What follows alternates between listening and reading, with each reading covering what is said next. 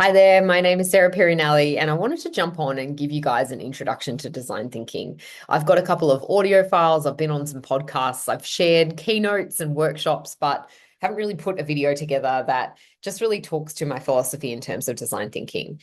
Around 12, 13 years ago, I was selected at the Commonwealth Bank, which is one of Australia's largest banks. Around 12 of us were selected for some executive education, and we were introduced to a Stanford professor and an artist. And we were told about this thing called design thinking. And over the coming 12 weeks, we were given an executive education in what design thinking was, and we were asked to review it. Is this a skill that we think that we should explore for other people within the bank? Look, I'm going to shortcut to the answer. The answer was yes. But during that time, I completely fell in love with the process and the art of design thinking. I was also studying neurolinguistic programming and to become a hypnotherapist at the time. And so my kind of unique approach wasn't just about the process of design thinking for creating value propositions or for solving problems. It was also about the mindset of design thinking and how you can actually use the tools and the processes within the design thinking framework to actually change your mind. And that ended up taking me down all sorts of rabbit holes. And I ended up publishing my book, The Wonder Mindset, which is a fusion of design thinking and neuropsychology and my own lived experiences to help you, if you want to, completely change the way that you think and the way that you do things within your business and your life. So, just a really quick kind of background design thinking, like many of the methodologies and various kind of areas, emerged not just at Stanford University as a fusion between, I believe it was the faculties of engineering and architecture. There was sort of this fusion, but it actually started to pop up at other educational facilities as well. And you'll actually notice over the years that happens. Someone will have an epiphany in China, someone will have an epiphany in Germany, someone will have an epiphany in Australia.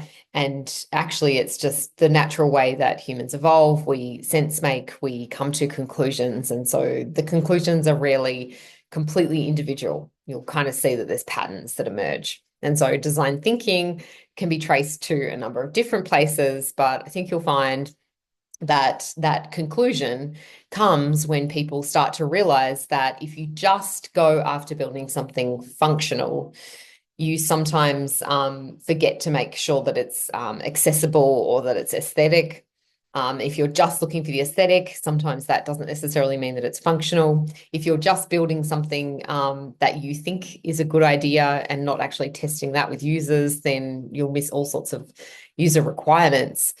And so software development life cycles, have evolved and have become much more user-centric or human-centered over the years. And as I said, the actual birth of design thinking, I believe, has happened around the world and is starting to gain a lot of momentum now. And it's just sort of everyday conversation. People will talk about being more human-centered.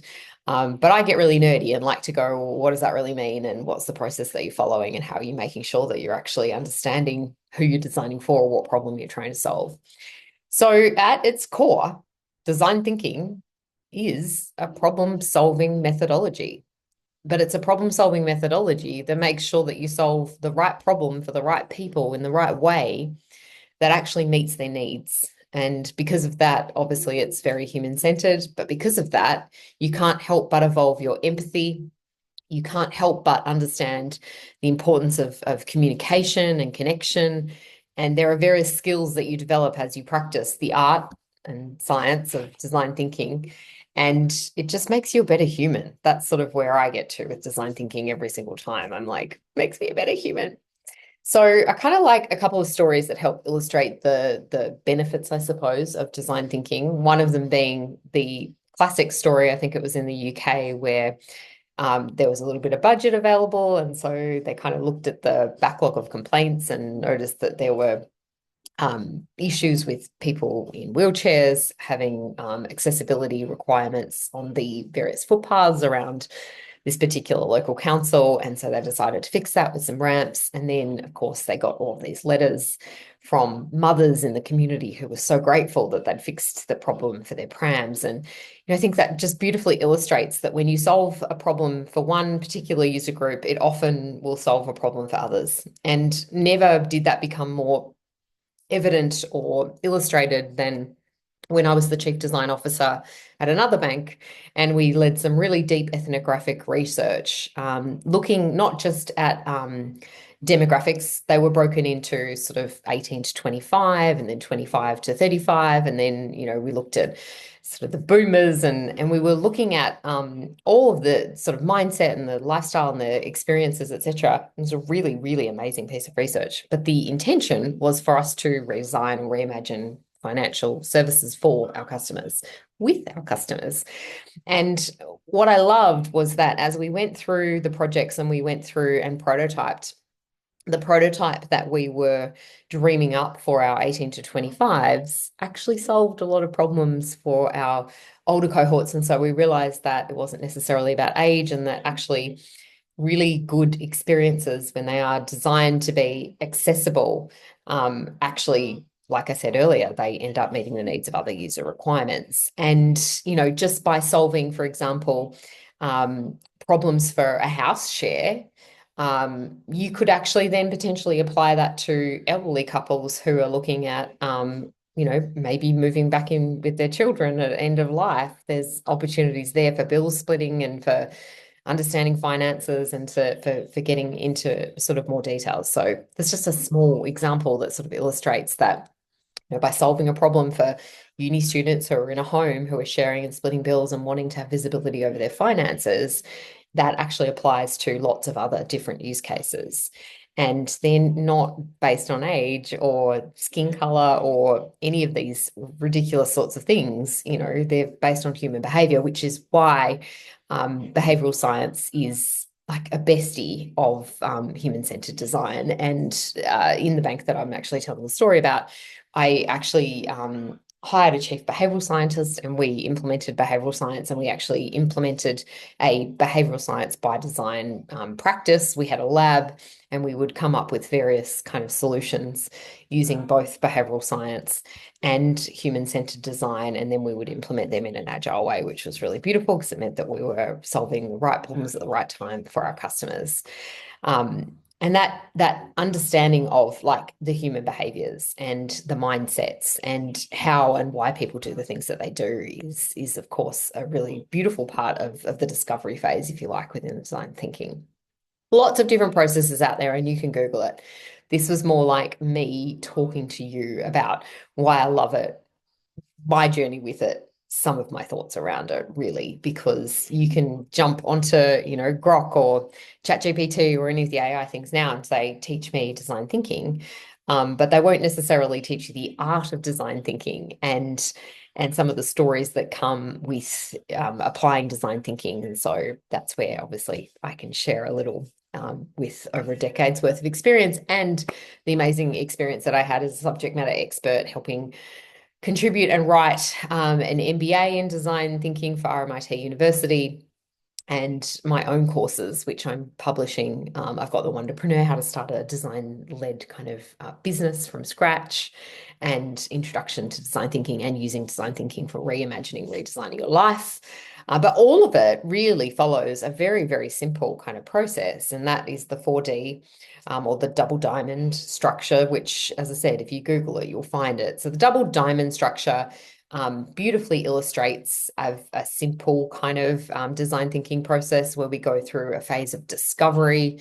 And discovery, we can use open-ended questions and tools like workshops and questionnaires and interviews, and we can use all of these different tools, but the goal of this is to actually open. We're actually seeking to open our minds, open up and understand what problem we're trying to solve. And the goal is to really earth up and understand and get those juicy, beautiful insights that help us move away from solution mode into being really curious and open-minded and getting to a point where we understand who's affected and what are the kind of connections and what exists here. And again, that's why for me, bringing in appreciative inquiry and also using the art of appreciative inquiry to actually understand what good exists here is a really beautiful part of that first sort of part of the double diamond. And the second part is then about asking the right questions to sort of collapse the particles down, I like to say. And that's really about moving from discovery into definition. So we've gone on a bit of a journey. We've been open, we've been curious, we've, asked questions, we've sat with and we've synthesized and we've gained insight. And so we're a bit clearer on what the problem is that we're trying to solve and for who. And at that point, we use beautiful how might we questions to make sure that we frame it in a way that invites our brain to solve the problem. Beautifully crafted how might we is a design brief. It's an opportunity to really set the challenge and set the tone for the next part of the process that we go on.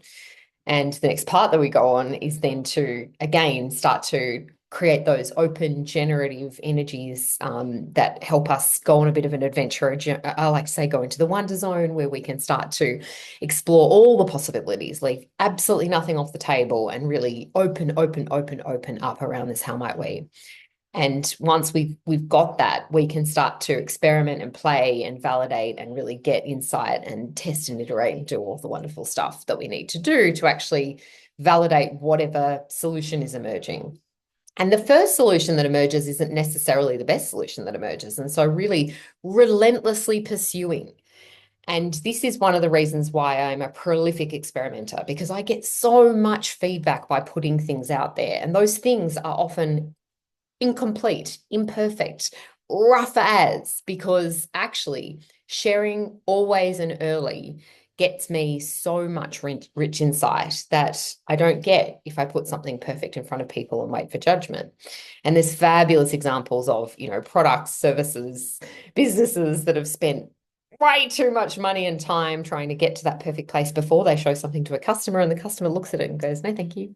And they're like, oh my God. So I don't do that. I put stuff in front of people often, and no, I am not worried about confusing people. And no, I am not worried about what they think of me, because the reality is I get great feedback. I'm able to take that feedback and synthesize it. And then I'm able to continuously improve something until I get it to a minimum viable, lovable product that sells. And when it sells, we service it in a way that brings joy, and we focus on relentlessly, really, really pursuing excellence when it comes to delivering a great customer experience. And that's where your energy wants to go, is like really, really obsessing over, once that thing is with a customer, how do you make sure that that is just beautiful, serviced, delightful, loving, in community, amazing.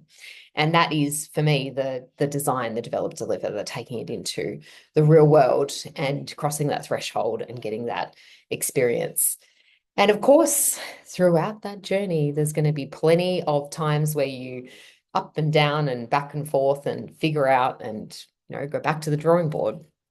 And so really the mindset that I'm obsessed with is this obsessive experimentation and this willingness to play and this willingness to be curious enough to put something out there and just see what happens. And that's been the beauty and the wonder of basically my entire career for the last, 15 years is playing with stuff and putting it out there and seeing what happens. And it's led me to really amazing places, and it continues to. And one of the things that I really try and practice is anti-perfect. So for example, I am recording this video. I've got a virtual background because I'm in an Airbnb in New Zealand right now with our family. And if I'd tried to get the perfect setup with the perfect lighting and the perfect background and all of that sort of stuff, it probably wouldn't have gotten done. And this is where, for me, Six Sigma kind of comes into it, because I am obsessed with productivity. I'm obsessed with getting shit done. I'm obsessed with moving and momentum and putting things out there. And so having an anti-perfect attitude means that I can create momentum. I can put things out there. I have an opportunity to connect. And I would love more people to do that. I think there's a lot of really polished, beautiful things that honestly took too long to actually get out into the market and get out into the world. Imagine if they just got out, as were.